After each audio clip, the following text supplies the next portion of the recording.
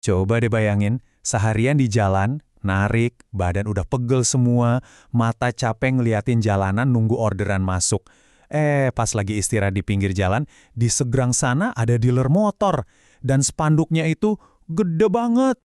Di tengah capeknya ngejar setoran, tulisan kayak gitu tuh rasanya kayak jawaban dari langit. 25.000 doang sehari. Kedengarannya enteng banget kan? Seolah-olah semua masalah hidup bisa selesai cuma dengan satu tanda tangan di atas kertas. Besok bisa langsung ngegas pakai motor baru, kerjaan lancar, rezeki ngalir, gitu kan pikirannya? Tapi tunggu dulu. Angka kecil yang kelihatannya menggoda itu sebenarnya adalah awal dari sebuah jebakan yang udah dirancang pinter banget. Oke, sekarang ayo kita bongkar bareng-bareng. Gue ngerti banget kok posisi lu, hidup emang lagi nggak gampang. Apa-apa mahal, tagihan ngejar terus, belum lagi ada keluarga di rumah yang butuh makan. Jadi ojol atau kurir itu kan perjuangan, bukan buat gaya-gayaan. Salut banget sama perjuangan lu. Tapi, justru pas kita lagi butuh-butuhnya, pas lagi kepepet, disitulah jebakan paling gampang dipasang. Datang tuh sales, bawa brosur, nawarin DP ringan, cicilan kecil.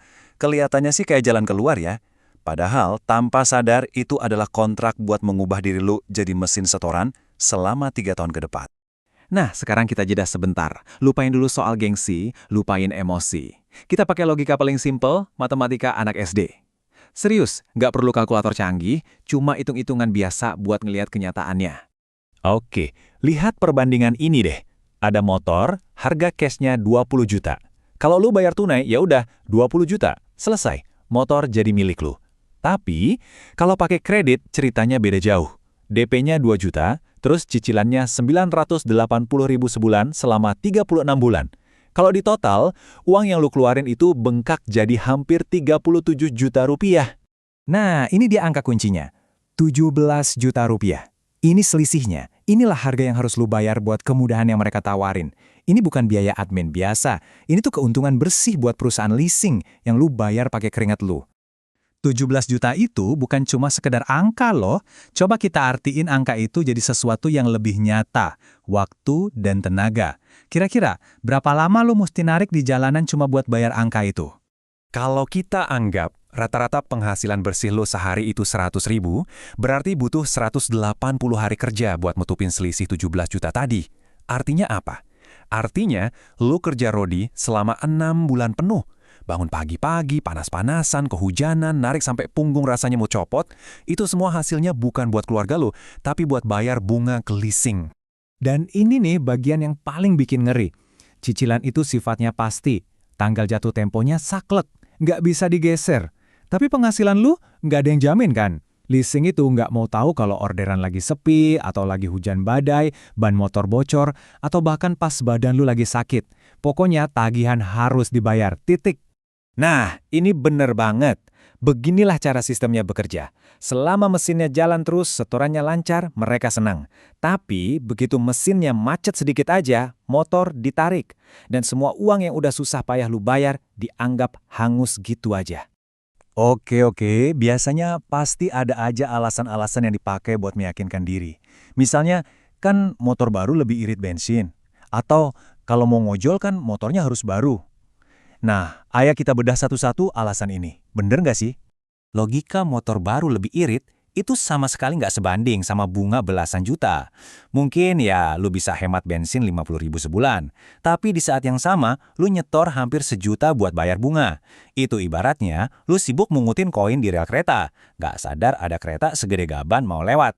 Terus alasan kedua, motor ojol harus yang muda. Coba deh cek lagi aturan dari aplikatornya. Rata-rata itu batas usia motor 8-10 tahun loh. Artinya, motor keluaran tahun 2019 atau 2020 itu masih aman banget buat kerja. Server aplikasi kan nggak punya mata, dia nggak peduli motor lu kinclong atau buluk. Jadi, kalau kita mau jujur sama diri sendiri ya, yang sering kali dicari itu bukan motor barunya sebagai alat kerja, tapi validasi, gengsi. Pengen dibilang tetangga, wah motornya baru nih, pengen kelihatan sukses. Masalahnya, harga dari pujian sesaat itu mahal banget. Hidup susah buat jangka panjang. Dan perjalanan emosinya itu polanya selalu sama. Bulan pertama, wah rasanya keren, bangga banget. Masuk tahun pertama, badan mulai berasa capeknya, tagihan mulai kerasa berat. apalagi kalau pas sakit dan nggak bisa narik. Nah, pas masuk pertengahan cicilan, di bulan ke-18, perasaannya udah berubah total. Motor itu bukan lagi aset, tapi rasanya kayak vampir bulanan yang nyedot duit dan energi. Mau dijual? Nggak bisa, kan BPKB-nya ditahan. Ya udah, kejebak. Terus solusinya gimana dong? Tenang, pasti ada jalan keluarnya. Kuncinya cuma satu, kita harus ubah cara berpikir kita. Dan ini dia solusi cerdasnya. Ini nih mindset yang paling krusial. Anggap motor buat ngojol itu alat kerja. Bukan perhiasan, bukan pajangan. Tujuannya cuma satu, menghasilkan uang seefisien mungkin. Coba pikir, petani yang pintar mana mau beli cangkul dari emas pakai utang cuma buat pamer, kalau cangkul besi biasa aja udah bisa bikin panen. Jadi, ini strateginya. Pertama, turunin standar. Cari aja motor bekas yang usianya masih muda, yang harganya sekitar 9-11 jutaan. Kedua, sabar. Kalau uangnya belum ada, ya nabung dulu. Mendingan sakit sedikit di awal daripada menderita 3 tahun. Dan yang ketiga, siapin dana darurat buat perbaikan. Sisihin aja 200.000 sebulan. Jadi kalau motor tiba-tiba rewel, lu nggak pusing. Pada akhirnya, semua ini tuh intinya cuma satu. Kita harus ambil alih kendali atas hidup dan keuangan kita sendiri, jangan mau lagi jadi sasaran empuk dari sistem yang emang dirancang buat cari untung dari keadaan sulit kita. Tolong ingat ini baik-baik. Bank itu cari untung. Sales itu ngejar komisi. Mereka semua punya target masing-masing. Satu-satunya orang di dunia ini yang 100% peduli sama nasib dompet lo, ya cuma diri lo sendiri. Jadi, pertanyaannya balik lagi ke diri lo masing-masing. Pilihan ada di tangan lo sepenuhnya. Mau hidup yang tiap bulan deg-degan, mikirin tanggal jatuh tempo, dikejar-kejar tagihan, atau mau tidur pules tiap malam? Tenang, karena tahu hidup lo bebas utang. Coba deh renungkan baik-baik. Pilihlah dengan bijak.